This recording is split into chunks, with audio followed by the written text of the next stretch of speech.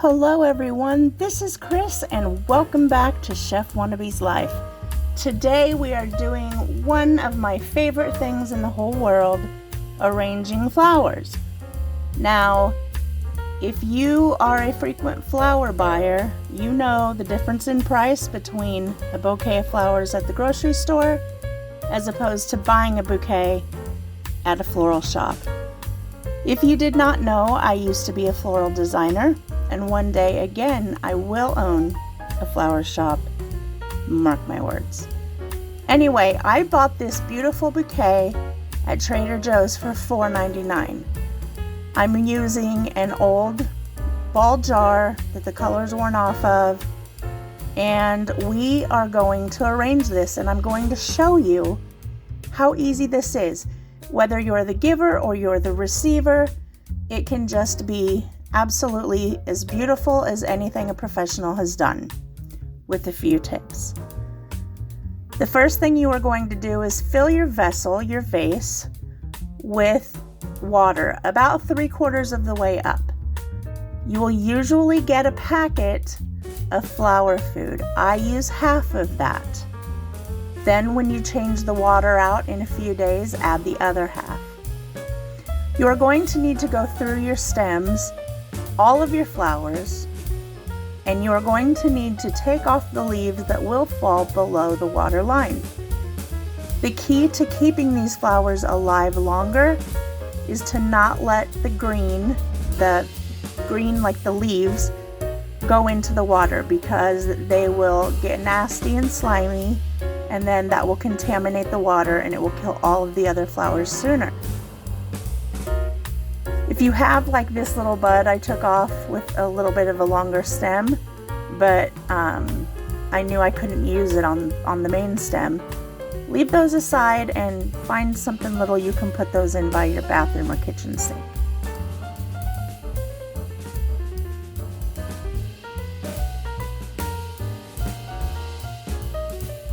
I am going to just continue to do this for all of these. I'm not speeding any of this up because I have a lot to share and a lot to say. This is Alstroemeria, one of the longest lasting flowers in a vase. Always make sure to get that if you want something long lasting.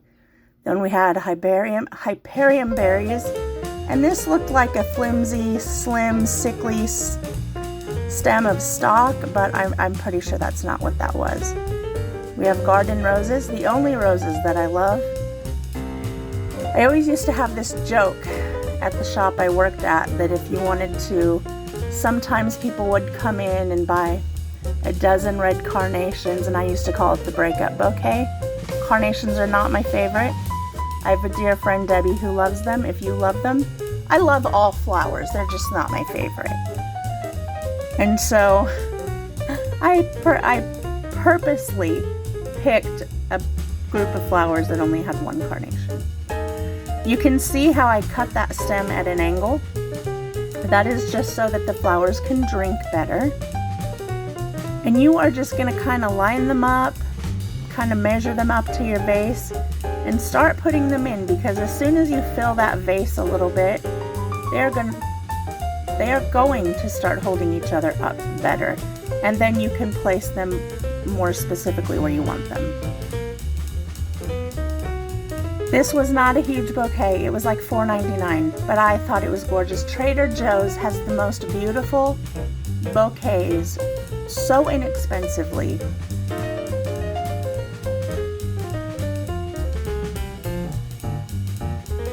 So we're just getting these in here.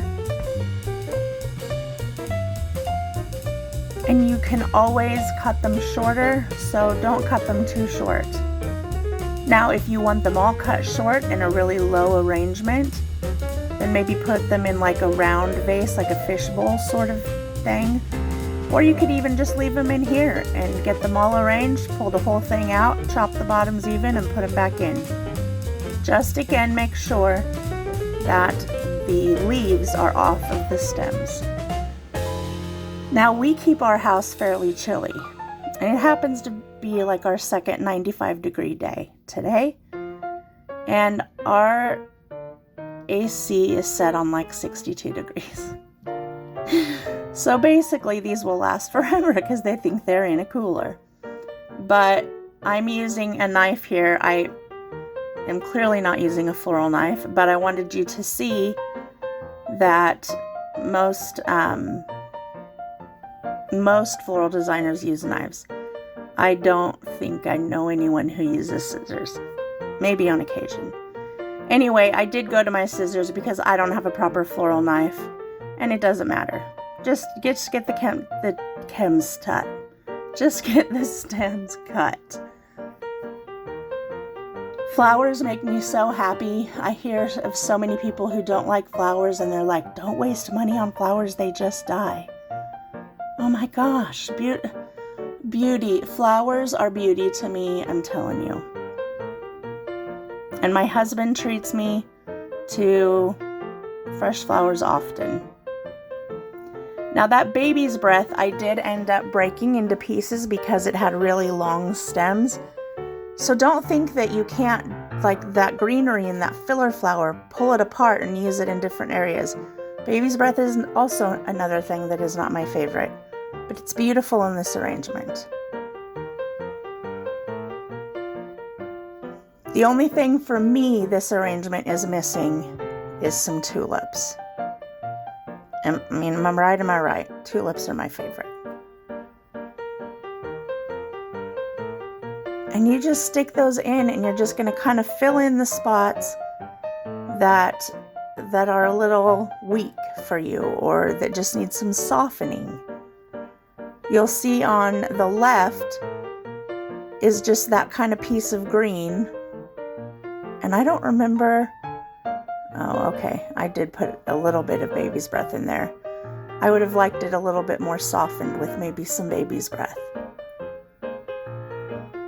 I went and grabbed a little bit of twine and wrapped it around the neck of my vase.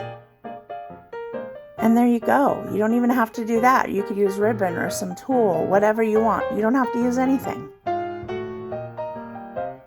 And how beautiful did that $4.99 bunch of flowers turn out to be in the vase? And I'm looking at them every day. I hope you enjoyed this video. Let me know by giving it a thumbs up. Leave me a comment below. Tell me what your favorite flower is. I would love to know. I hope you have a wonderful day, and always, always, always surround yourself with beauty.